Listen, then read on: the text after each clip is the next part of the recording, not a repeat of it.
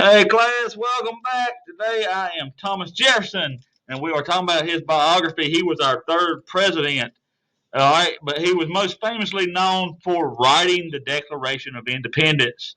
All right, he wrote the first draft of it. They did a couple of changes to it, but he was pretty much the sole author of it. He also, we talked about Louisiana Purchase. He was the one that initiated that deal and bought the Louisiana Purchase for $15 million. So today we are talking about his biography. All right, and like I said, he's most known for founding as a founding father of the United States and for writing the Declaration of Independence. That's what he's most famous for. What is Thomas Jefferson most known for? Thomas Jefferson is known as the founding father of the United States. He is most famous for writing the Declaration of Independence. All right, so he grew up in the English colony of Virginia. Remember, there were 13 colonies. He grew up in Virginia right here. All right, his father died when he was just 11 years old, and he left him this big estate. All right, this big estate, and he began to manage it at age 21. He went to William and Mary College, and he got interested in law, and later decided to become a lawyer. Growing up, Thomas grew up in the English colony of Virginia. His parents, Peter and Jane, were wealthy landowners. Thomas enjoyed reading, exploring nature, and playing the violin. When he was just 11 years old, his father died. He inherited his father's large estate and began to manage it at the age of 21. Thomas attended the College of William and Mary in Virginia. There he met his mentor, a law professor by the name of George Wythe. He became interested in law and would later decide to become a lawyer. All right, so before he became president, he had a number of jobs. Like I said, he became a lawyer. All right, he was a farmer. He managed his big estate that he inherited from his father. He was also a politician and served as a member of Virginia's legislature. All right, and during the American Revolution, he became a leader in the fight for independence and was a representative for Virginia at the Continental Congress.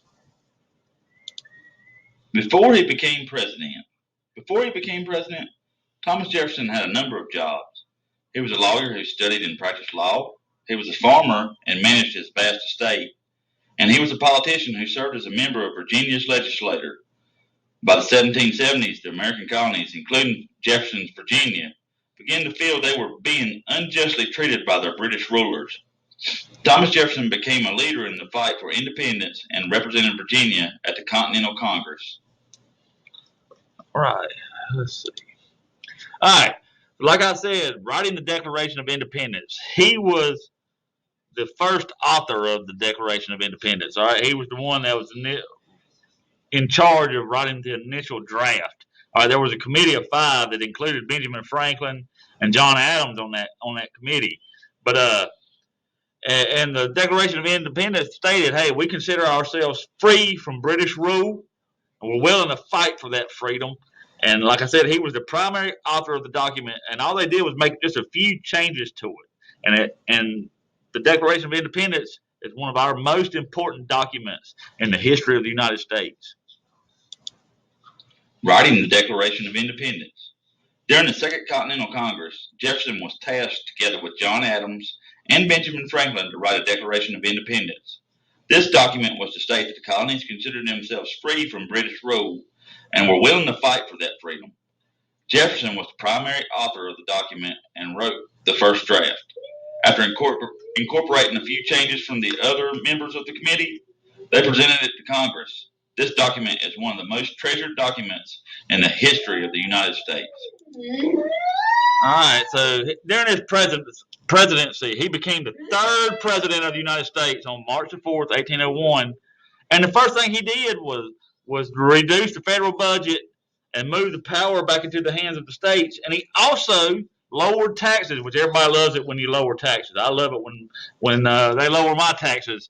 All right, and that was part of the whole American Revolution was lowering taxes. So or not having taxes, not paying taxes. So anytime you get your taxes lowered, that's a great thing.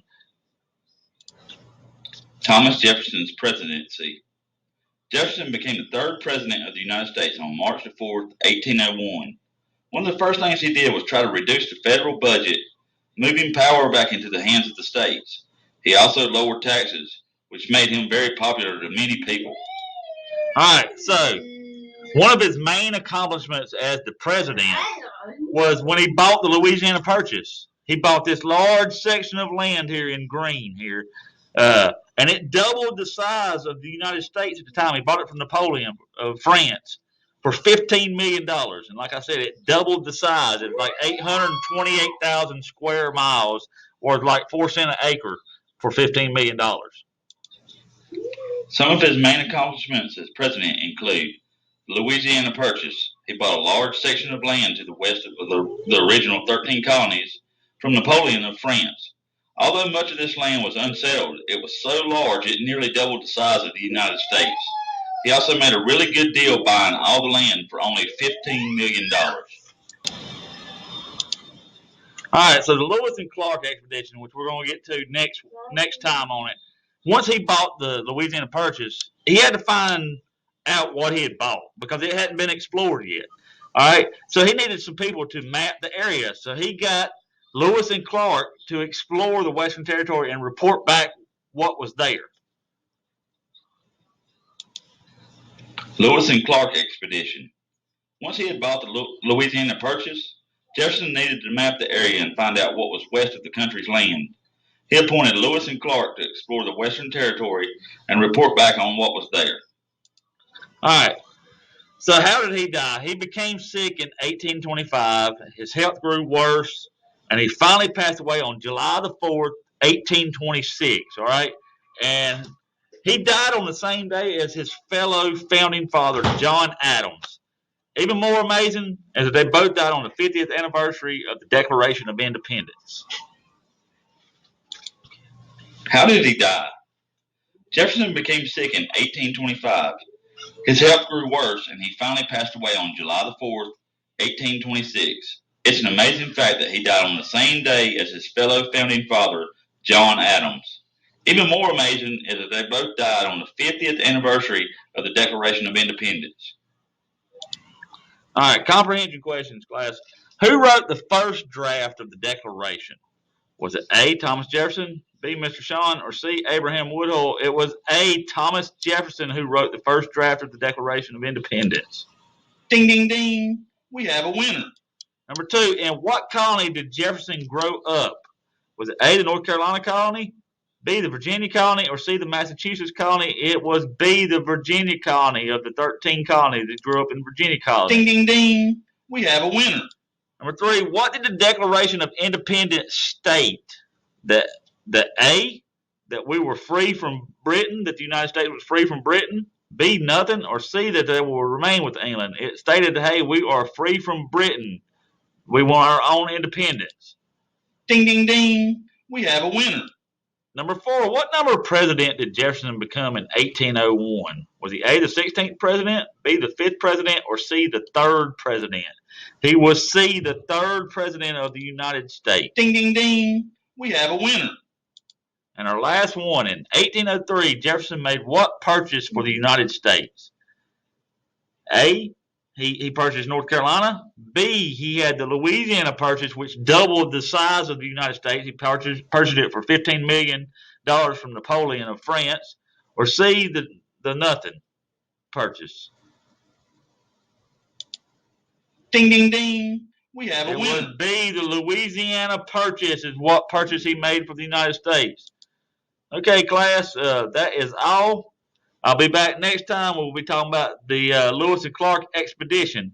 I will see you all then. Be sure you go on there on Schoology, go through, submit your questions, and get credit for it. I will see you then.